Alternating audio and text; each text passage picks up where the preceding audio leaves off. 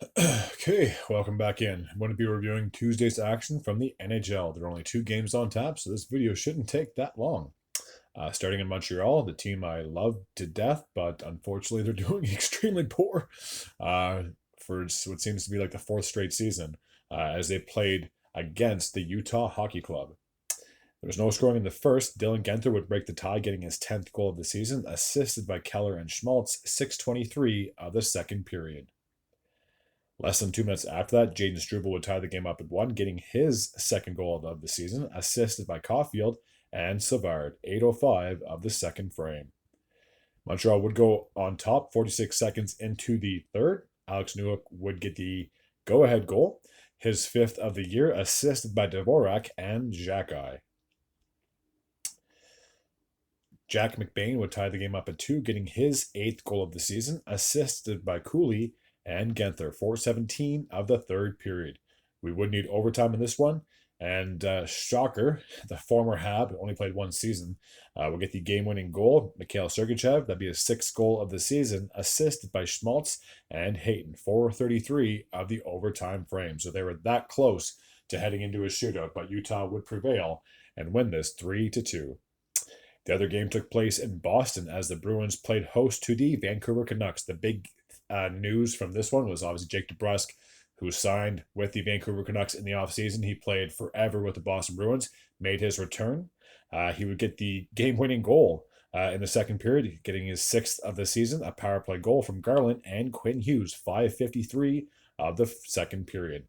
Late in the third, Boston was trailing 1-0. They would pull their goalie, but unfortunately they would not be able to tie it up. Connor Garland would get the empty netter, his sixth goal of the season, assisted by Pius Sutter, and that goal happened with just 13 seconds to go in the game.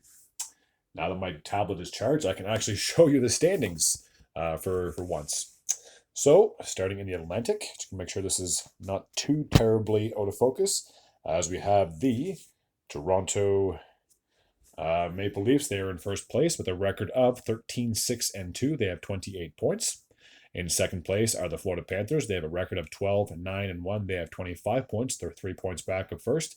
And the Tampa Bay Lightning are 11-7-2. They have 24 points. They're just 1 point back of Florida for second place in the division.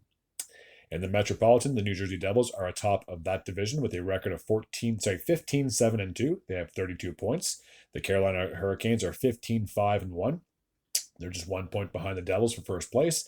And the Washington Capitals are 14-6-1. They have 29 points, rounding out the top three of that division. The two teams in the wild card look as follows. The New York Rangers are 12-7-1. They have 25 points. They are 4 points back of Washington in the Metropolitan. And the Buffalo Sabres are 11-9-1. They have 23 points. They're only 1 point back of Tampa, so they can easily jump ahead into third place. Very tight. The rest of the Eastern Conference looks like this. The Boston Bruins are on the outside looking in with a record of 10-10-3. They have 23 points. They are tied with Buffalo. So obviously if Boston happens to win their next game and say Buffalo loses, Boston could find themselves back into a playoff position. The New York Islanders are 8-9-5. They have 21 points. The Flyers also have 21 points. They have a record of 9-10-3. The Columbus Blue Jackets are 9-9-2. They have 20 points. The Red Wings also have 20 points.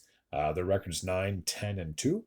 The Ottawa Senators are 9-11-1. They have 19 points. The Pittsburgh Penguins are 7-12-4. They have 18 points. And at the bottom of the Eastern Conference are the Montreal Canadiens with a record of 7-11-3. In the Western Conference, the Jets are still on top of the Central Division with a record of 18-4-0. They have 36 points. The Minnesota Wild are 13-4-4. They have 30 points. And the Dallas Stars are 13-7-0. They have 26 points. The top three in the Pacific look as follows. The Vegas Golden Knights are 14-6-2. They have 30 points. The Calgary Flames are 12-7-3. They have 27 points. And the Vancouver Canucks, after their win, are 11-6-3. They have 25 points. They're back in the top three in the Pacific Division. The two teams in the wild card are the Los Angeles Kings. They have a record of 11-8-3. They have 25 points. And the Colorado Avalanche have the second wild card spot with a record of 12-10-0. They have 24 points. The rest of the Western Conference looks like this. The Edmonton Oilers are on the outside looking in with a record of 11-9-2. They have 24 points. The Seattle Kraken are 11-10-1. They have 23 points. The St. Louis Blues are 10-12-1. They have 21 points. The Anaheim Ducks are 8-9-3. They have 19 points. The Sharks also have 19 points with a record of 7-12-5.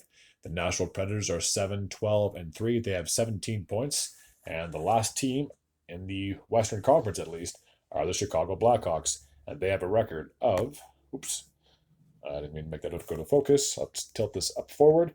7-12-2. They have 16 points. Alrighty, now we're all caught up with the National Hockey League. I will have another video uploaded tomorrow for Wednesday's action, and I'll keep this rolling. As always, if you're new to this channel and you like this type of content, feel free to hit the sub button. I'd be very grateful and very appreciative. Until next time, and as always, take care.